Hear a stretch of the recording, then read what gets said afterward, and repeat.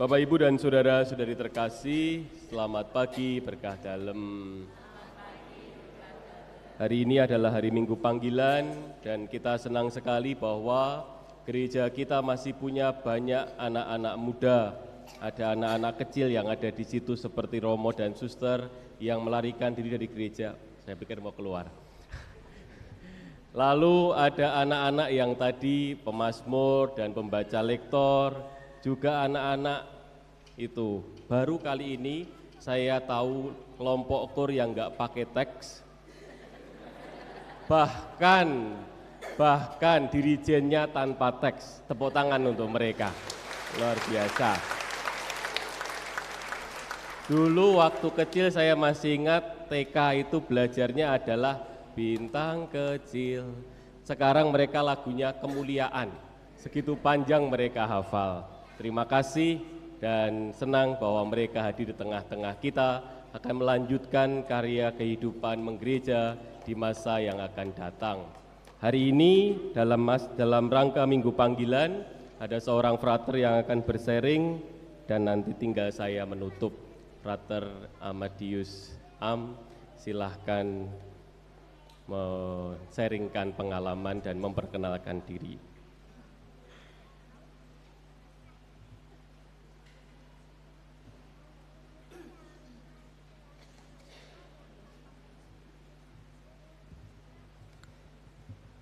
Terima kasih Romo atas kesempatan yang diberikan kepada saya.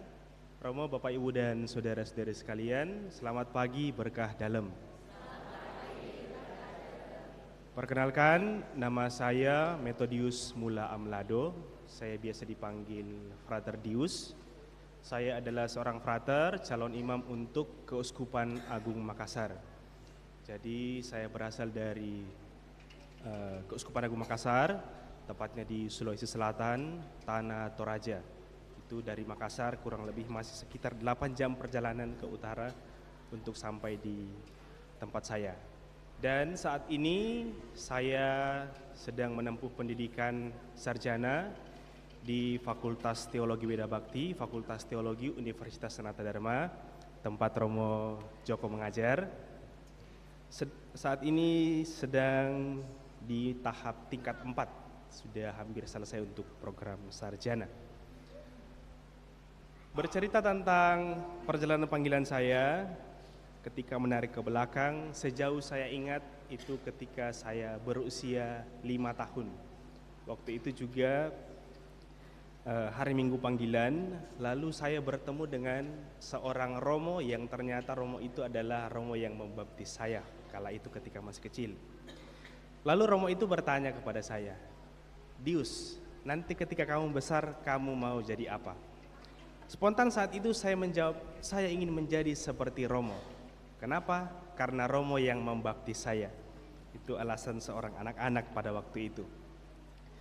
Tetapi meskipun saya mengatakan bahwa saya ingin menjadi seorang Romo, ketika masih di tahap sekolah TK dan SD sampai SMP bahkan, saya tidak pernah menulis bahwa saya akan menjadi seorang Romo. Kan biasanya itu ketika kita biasa diminta untuk menuliskan identitas diri, nama, cita-cita, dan lain-lain itu. Saya selalu menuliskan entah saya mau jadi dokter, saya mau jadi tentara, saya mau jadi polisi, atau profesi yang pada saat itu cukup lazim untuk teman-teman saya. Ketika saya mengatakan saya menjadi pastor, mereka kadang heran-heran, itu pastor itu apa? Karena tidak semua teman-teman saya adalah orang Katolik seperti itu. Dalam perjalanannya, saya kemudian menjadi seperti bahan promosi atau iklan oleh orang tua saya. Mereka ketika bertemu dengan seorang Romo, suster atau siapapun kadang mengatakan, "Oh, ini anak saya mau menjadi Romo," seperti itu. Lalu dalam prosesnya kemudian saya kebetulan bahwa orang tua itu cukup aktif dalam kegiatan menggereja. Maka saya sering ikut bersama dengan orang tua saya, juga bersama dengan Romo-Romo ketika berkunjung ke stasi-stasi. Di paroki saya itu cukup besar, satu paroki dan terdiri sekitar 33 stasi. Lalu sering ikut dengan Romo ke stasi, dan melihat sosok Romo itu sebagai seorang yang sangat didamba-dambakan oleh umat, dinanti-nantikan kehadirannya oleh umat. Dari situlah kemudian mulai muncul benih-benih panggilan dalam diri saya untuk wah, kelak saya ingin menjadi orang seperti ini, saya ingin menjadi seorang Romo. Dalam proses pendidikan saya pernah hampir lupa bahwa saya punya cita-cita itu. Selama SD sampai SMP saya tidak pernah terpikirkan bahwa saya akan menjadi Romo, prosesnya seperti apa tidak pernah ada dalam bayangan saya. Sampai ketika pada tahun 2017 saya menemani seorang diakon yang sedang menjalani masa diakonatnya di paroki saya. Lalu dari situ kemudian saya kembali teringat akan cita-cita saya itu, bahwa ketika kecil saya pernah mengatakan bahwa saya ingin menjadi Romo. Tahun 2017 saya meninggalkan rumah, meninggalkan orang tua saya, meninggalkan saudara, teman-teman, meninggalkan kampung halaman saya dan masuk ke seminari Santo Petrus Claver di Makassar. Suatu perjuangan yang cukup menyulitkan pada awalnya. Setelah sekian lama tinggal bersama dengan orang tua, dengan segala kenyamanan yang ada di tempat tinggal saya, kemudian harus meninggalkan semua itu, masuk ke seminari bersama dengan teman-teman yang baru dari latar belakang budaya yang berbeda. Itu adalah sebuah perjuangan untuk menyesuaikan diri. Tetapi lama-kelamaan karena tinggal serumah setiap hari, lalu itu yang kemudian menjadi saudara-saudara saya, menjadi rumah yang baru untuk saya. Singkat cerita, 3 tahun saya di seminari setingkat SMA, lalu melanjutkan ke tahun keempat, namanya tahun retorika. Itu ketika masa COVID-19 kami sempat dipulangkan ke rumah selama 6 bulan. Tetapi ada kekhawatiran bahwa ketika meninggalkan seminari selama itu, benih-benih panggilan itu akan pudar atau akan hilang karena kemudian tidak berada di seminari. Tetapi syukur bahwa selama masa itu saya tetap mampu mempertahankan, menumbuhkan benih panggilan yang ada dalam diri saya lewat pelayanan-pelayanan yang saya lakukan bersama dengan umat di paroki saya waktu itu. Lalu tahun ke-5 saya melanjutkan ke tahun orientasi rohani. Itu letaknya tidak jauh dari rumah saya, masih satu kabupaten. Nah, di masa tahun rohani itu kami pernah diutus untuk live in ke salah satu daerah, salah satu paroki di wilayah Sulawesi Barat. Jadi keuskupan kami itu mencakup 3 wilayah, yaitu Sulawesi Selatan, Provinsi Sulawesi Barat, dan Provinsi Sulawesi Tenggara. Medannya cukup luas. Dan ketika diutus ke salah satu paroki di Sulawesi Barat itu, parokinya sangat jauh dari pusat kota, tidak ada bangunan-bangunan tinggi, bahkan listrik pun masih sangat minim. Saya ditempatkan di salah satu rumah dari seorang umat di stasi itu, dan yang paling berkesan bagi saya adalah kisah dari orang-orang yang ada di stasi itu, bahwa mereka sangat mendambakan kehadiran seorang Romo.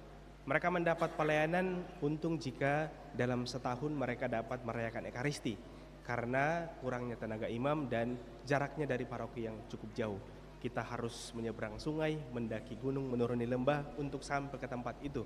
Dan memang masih sangat jauh dari kata cukup untuk layak sebagai sebuah stasi. Pengalaman penghargaan itu, penerimaan umat yang sangat menerima saya dengan baik. Bahkan saya yang saat itu belum sebagai seorang frater, hanya sebagai seorang seminaris untuk datang di situ, menemani mereka dalam perayaan ibadat sabda untuk perayaan Natal. Mereka menyambutnya dengan sangat baik, apalagi ketika Romo yang hadir di situ.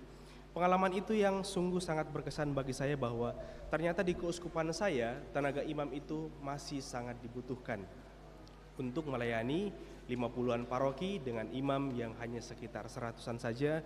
Dengan medan yang sangat sulit, kehadiran imam itu masih sangat dibutuhkan. Lalu tak jauh dari peristiwa itu, saya kembali berjumpa dengan Romo yang membaptis saya, yang pertama kali menanyakan kepada saya, kamu ingin menjadi apa? Saya menyebut beliau sebagai seorang penabur benih panggilan dalam diri saya. Saat ini Romo itu sedang dalam keadaan sakit, hanya bisa berbaring saja dan hanya satu tangannya saja yang kemudian aktif untuk bergerak. Cukup lama saya mencari rumah Romo itu karena sekian tahun hilang kontak dan saya sama sekali tidak tahu rumahnya di mana. Tetapi syukurlah bahwa mungkin ya sudah jalan-jalan Tuhan. Tempat saya tinggal ketika live-in itu adalah salah satu keluarga dari Romo ini. Maka saya mengatakan saya ingin mencari namanya Romo Martin. Saya ingin mencari rumah Romo Martin. Kebetulan itu berada di Sulawesi Barat juga. Ternyata hanya beda kabupaten saja. Lalu keluarga itu berkata, wah itu adalah keluarga kami. Kalau frater mau ke sana, rumahnya ada di sini. Jelaskan, lalu saya berangkat sendiri ke sana. Jalannya sangat-sangat sulit, masih tanah berbatu seperti itu. Lalu ketika sampai di sana, saya bertemu dengan keluarganya dan diberi kesempatan untuk menengok Romo ke ruang istirahatnya. Romo cukup pangling, sudah tidak mengenali saya karena ketika bertemu saya mungkin masih seperti adik-adik TK ini, lalu sekarang sudah sebesar ini. Lalu Romo berkata, kamu siapa? Ketika ditanya seperti itu, saya sangat sedih rasanya. Bahwa setelah sekian lama saya tidak pernah bertemu Romo dan Romo hampir lupa dengan saya. Lalu saya mengatakan nama saya Dius yang Romo baptis dulu. Di situ Romo tersenyum. Sepertinya Romo sudah mulai mengingat. Lalu dengan pelan saya mengatakan, Romo, sekarang saya sudah mengikuti jejak Romo. Saya sudah masuk di seminari dan sekarang saya sudah berada di tahun rohani. Entah kenapa saat itu saya meneteskan air mata karena kebahagiaan bertemu kembali dengan orang yang boleh saya katakan sebagai seorang penabur yang sangat berkesan dalam kehidupan panggilan saya. Lalu Romo kemudian memberikan wejangan-wejangan seperti biasa untuk tetap memberikan saya semangat untuk tetap melanjutkan proses perjalanan saya. Tidak lama berada di tempat itu, lalu kemudian pada hari itu juga saya kembali ke tempat tinggal saya, tempat saya ditugaskan untuk live in. Pada tahun 2022, setahun kemudian, lalu saya menerima jubah yang saya kenakan saat ini. Itu adalah sebuah peristiwa yang cukup penting juga bagi saya, hari di mana saya dan ke-11 rekan saya menerima jubah sebagai tanda bahwa kami sekarang adalah seorang frater. Dalam sambutan yang disampaikan oleh perwakilan orang tua, ada satu pernyataan menarik yang saat ini masih saya pegang sampai dengan saat ini. Dalam sambutan itu beliau mengatakan, sekali berjubah tetap berjubah, dan sampai saatnya nanti akan mengenakan busana-busana yang lain layaknya seorang imam. Kata-kata ini kemudian saya maknai sebagai sebuah tanda kesetiaan untuk tetap setia dengan jubah yang saya kenakan saat ini. Apakah saya sudah setia sampai saat ini? Untuk saat ini saya masih setia. Tetapi sampai kapan saya setia, tidak ada yang tahu. Karena kesetiaan itu adalah sesuatu yang diuji secara terus-menerus. Bukan hanya dalam panggilan sebagai calon imam, sebagai seorang biarawan-biarawati, seorang romo, tetapi juga dalam panggilan hidup berkeluarga. Kesetiaan itu adalah satu hal yang sangat penting dalam hidup panggilan. Kapan kita dikatakan setia? Ketika kita sudah diarak ke liang kubur. Maka pada saat itulah kita nyatakan bahwa orang ini telah setia dalam panggilannya. Entah panggilannya sebagai seorang imam, seorang biarawan-biarawati, atau sebagai seorang yang menjalani panggilan hidup berkeluarga. Nah, pada tahun 2022 juga kemudian saya untuk pertama kalinya menginjakkan kaki di Jogja ini bersama dengan ke-12 teman saya dan tinggal di Seminari Tinggi Anggi Mamiri, Jalan Kaliurang, KM 7,4, sebelah selatan Paroki Banteng. Nah, di sana kemudian saya berdinamika selama kurang lebih 4 tahun ini dan saat ini hampir meninggalkan seminari karena sebentar lagi akan menjalani tahun berikutnya, yaitu tahun orientasi pastoral. Ada begitu banyak suka dan duka dalam menghadapi proses panggilan ini. Kadang ibaratnya sebuah tanaman itu pada awalnya yang kita tanam di dalam polybag itu, kemudian kita pindahkan ke tanah, lalu tidak kita tinggalkan begitu saja.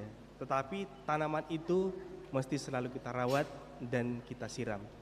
Kadangkala tanaman itu memang layu, entah karena cuaca atau karena kelalaian kita, atau banyak hal yang menyebabkan tanaman itu kadang menjadi layu. Demikian pula dalam panggilan hidup ini, dalam panggilan hidup saya, terkadang panggilan itu menjadi melemah. Tetapi lemah tidak berarti harus dicabut dari tanah. Tetapi justru disitulah saat untuk kembali merawat benih ini, merawat tanaman yang telah mulai tumbuh supaya tetap tumbuh dan suatu saat akan berbuah. Benarlah sabda Yesus bahwa Tuhan Allah adalah gembala yang baik, Ia tidak pernah meninggalkan domba-dombanya. Itu yang saya alami dalam kehidupan panggilan saya, mungkin juga dalam kehidupan Bapak Ibu dan saudara-saudari sekalian, bahwa di masa-masa sulit sekalipun Allah senantiasa memberikan pertolongannya, entah secara langsung atau tidak langsung, lewat orang-orang yang ada di sekitar kita. Dan itu yang saya syukuri, kehadiran teman-teman saya, kehadiran rekan-rekan seperjalanan saya sangat memberikan dukungan kepada saya. Ia yang telah lebih dahulu mengasihi saya, maka sekarang saya yang mengasihi dia lewat jalan yang saya pilih untuk menjadi seorang imam. Tidak hanya untuk menjadi milik satu orang saja, tetapi menjadi milik bagi banyak orang. Nah, ada satu kutipan yang menarik dari kitab suci yang saya jadikan moto hidup saya, bahwa janganlah kamu khawatir akan hari esok, karena hari esok mempunyai kesusahannya sendiri. Kesusahan sehari cukuplah sehari.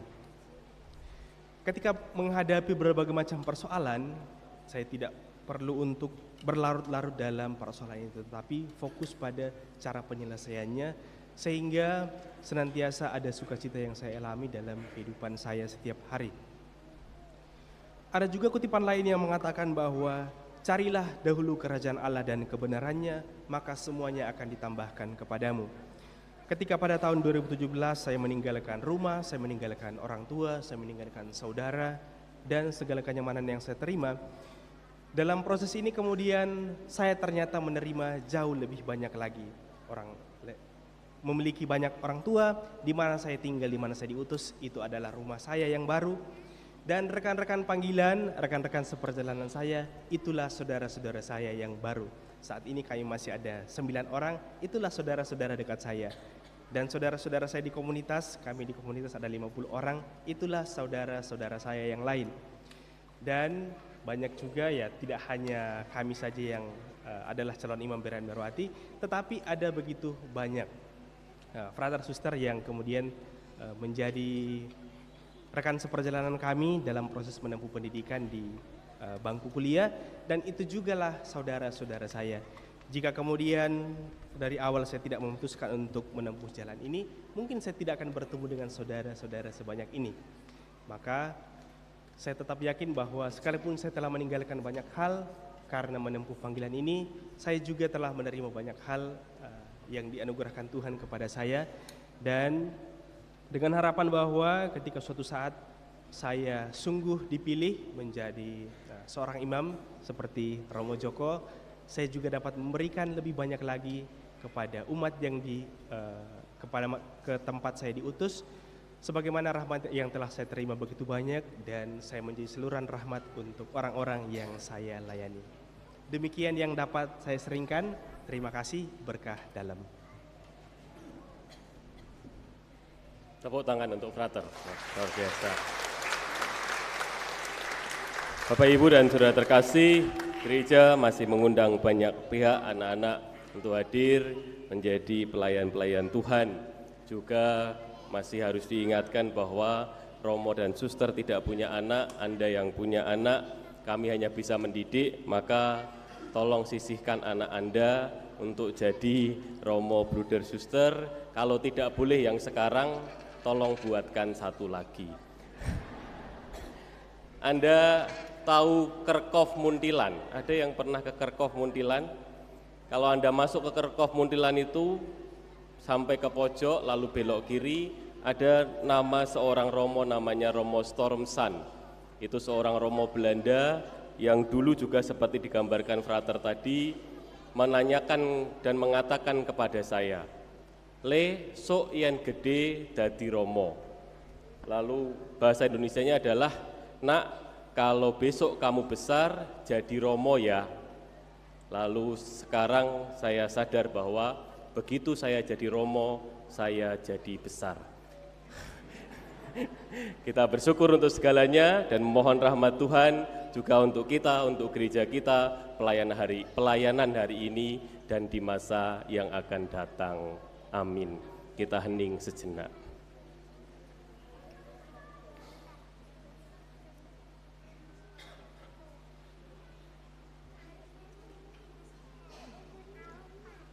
Kemuliaan kepada Bapa dan Putra dan Roh Kudus.